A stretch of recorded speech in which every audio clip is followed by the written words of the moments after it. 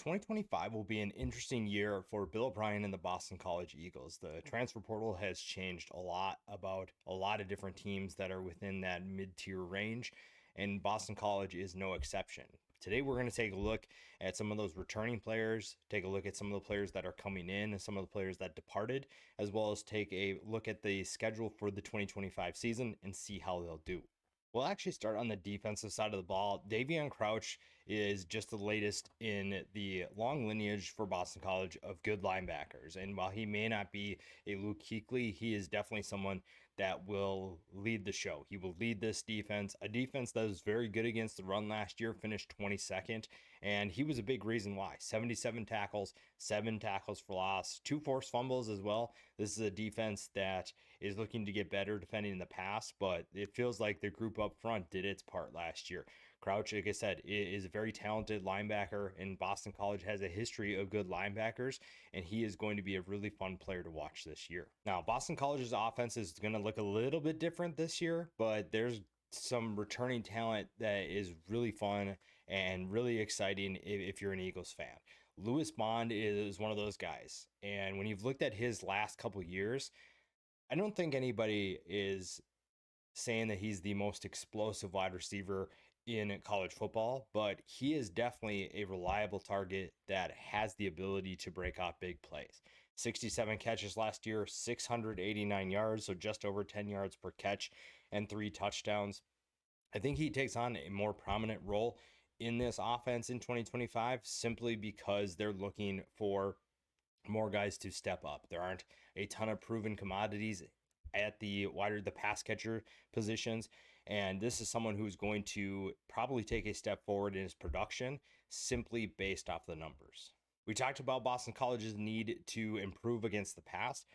Carter Davis is going to be a guy that steps up and provides a leader on the back end that's going to help in that regard. Now, part of that has to do with getting to the quarterback, but this is a secondary that has quite a bit of talent, and Carter Davis is one of those guys. 52 tackles last year, 3 interceptions, so we know that he's capable of getting the ball back to his offense, and it's an offense that is going through some transition. So maybe this defense needs to take a step forward in terms of carrying the team for a little bit. Maybe early in the season, they need to be more productive, but they have the ability to do that. Now, yes, you did lose some talent in the transfer portal to the defensive line, you lose graduation talent, you lose NFL talent. There's really not a team that hasn't been affected by one of those 3 or multiple of those 3. And really it's the front 7 that got hurt the most if you're Boston College.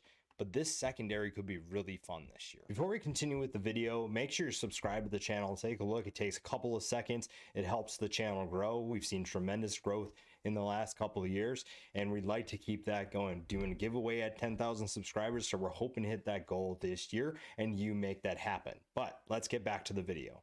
With Thomas Castellanos going to Florida State, all eyes turn to the quarterback position. Grayson James is probably going to be that guy. When you look at what he did last year, did pretty well when he was put into the starting position and had over 1,200 yards, 6 touchdowns and 2 interceptions. You also bring in Dylan Lonergan from Alabama to challenge him, but Grayson James feels like it's his job. It feels like he is going to be that guy that steps up for this offense. And again, this offense is going to have to, similar to the defense, the passing part of this offense needs to get better. Grayson James can play a big role. Nearly completed 64% of his passes. You get a guy like Lewis Bond back. You have a couple other big-time playmakers returning. This feels like this could be a really different offense. Thomas Castellanos was an okay passer, but it was really more his legs that were going to get the job done. Grayson James brings a different element to this offense, and maybe that makes them better. The guy deserves to be on this list simply off name alone is Turbo Richard. The fact that his name's Turbo just puts him on this list automatically. I don't care if he didn't do anything last year. There are some great names in college football, and he is one of them. Running back is a position that is kind of a question mark this year. When you look at what Boston College has done in the past, you had a really good tandem last year. Kyle Robichaux and Treshaun Ward were really fun for this group. Now they're gone. Turbo Rashard is going to have to step up and fill some big shoes, but he did pretty well. 55 carries last year, averaged over 5 yards per carry on those runs, 2 touchdowns. And it's not that they're going to abandon the run. We talked about how Grayson James makes this offense a little bit different.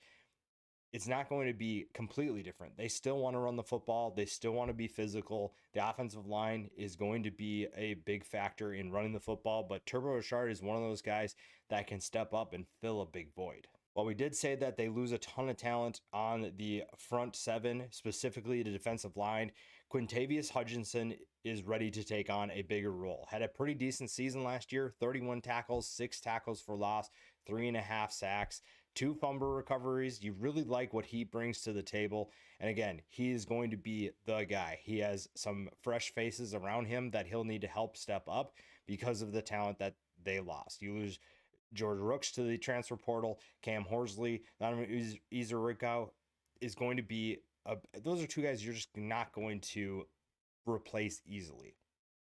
And when you look at what Hutchinson brings to the table, it's not just the production, it's the leadership, it's the intangibles that you really need to get some of those guys up to speed. You go back to the secondary for this next one. Max Tucker is another player that will step up for this secondary, a secondary that needs to take some steps. And honestly, they might be challenged a little bit more with Hutchinson leading the way as one of the few talented and experienced players on the defensive line. The secondary might have to hold their own a little bit more. And we've already talked about Carter Davis. We bring Max Tucker into the picture here, another guy who knows what to do when the football is in the air. And it's just a matter of how do they handle that new responsibility. It won't be easy if the defensive line can't get to the quarterback, if they can't be disruptive.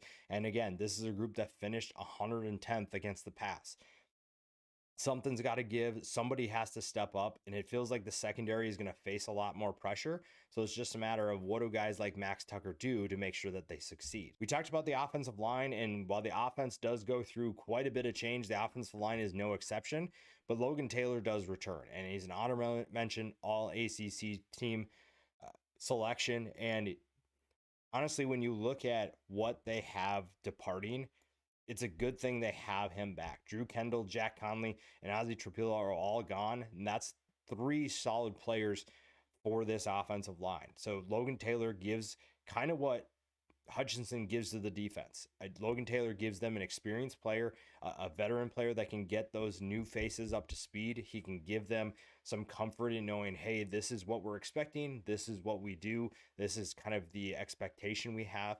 And his talent on top of that experience is going to be extremely valuable. Another face to keep an eye on in the passing attack is Reed Harris. Yes, Grayson James has a lot of work to do, but he does have quite a few talented players to throw to downfield. Reed Harris is another guy and has a really exciting frame. 6'5", 217 pounds, and did pretty well in terms of explosive plays. Only 17 catches, 4 of those went for touchdowns, and nearly averaged 29 yards per catch. Now, you're probably not expecting him to continue that level of efficiency, but if he does, he's going to have one of the best seasons in college football history. That's what's really exciting, though, is Reed Harris. Not only does he bring a good frame, the production speaks to what he can do. And it's not like he had 3 catches, 5 catches. He had 17 catches, which isn't wide receiver 1 by any means, but the fact that he turned that into 486 yards speaks to his talent, speaks to his abilities, and speaks to what his potential is for this year. And finally, another player to keep an eye on. Now, you could argue that he should be higher than Turbo Rashard, but Jordan McDonald is a really interesting player for this rushing attack. Again, when you look at what they lost at running back, that position is going to be under the spotlight for who will step up and who replaces those guys. Jordan McDonald is a guy who comes in with a solid frame, 6'1", 212 pounds, had 361 yards, averaged nearly 7 yards per carry. So that's definitely going to get him in that conversation. That's going to put him into the competition for the starting spot or even just be in the rotation. So you feel like Boston College is in a good place with him there. Finally, let's look at the schedule. The schedule is very interesting because this is a team that went 7-6 last year. There were some really interesting games, and you felt like maybe 7-6 could have turned into 8-9 wins if they had a couple more bounces go their way. Right now, the over-under for them is set at 5.5. So that's really interesting, right at that bowl game threshold. And when you look at the schedule, there's definitely winnable games on it. some really interesting road trips. I mean, the beginning of this season, you go all the way to the West Coast to play Stanford for a conference game, which is still wild to me. You also host Cal at home. And honestly, there are quite a few challenging games for this team. So it's easy to see why 5.5 is that number. The game at Michigan State in week 2, that will be tough if Michigan State is better. The Clemson game is obviously going to be tough at Louisville. Road trip to Louisville will always be difficult. Notre Dame, SMU, and Georgia Tech in back-to-back weeks is not a great way to start November, and at Syracuse is not a fun way to end it either. But that being said, even with some of the changes that are going on in this program, even with some of the changes in the two deep, you feel like this is a team that's going to be competitive. They're probably not competing for an ACC championship, but this is a team that will be tough. Bill O'Brien knows what he's doing. He knows how to get his guys in position to succeed. And even with the turnover that they've seen, they're probably still going to be okay. The trenches are probably where they need to focus the most, specifically the defensive line. The offensive line loses 3 starters, so you feel like that's where they really want to focus in this past spring, but also in the fall. Who's going to be those new faces that steps up? It feels like the skill position talent on both sides of the ball is just fine. And if they want to get to an 8-4 record, that's really the groups that need to step up in a big way. But still, a really exciting time for Boston College. Year 2 of Bill O'Brien should be really interesting. And even with these new faces, you feel like they're still in a good place.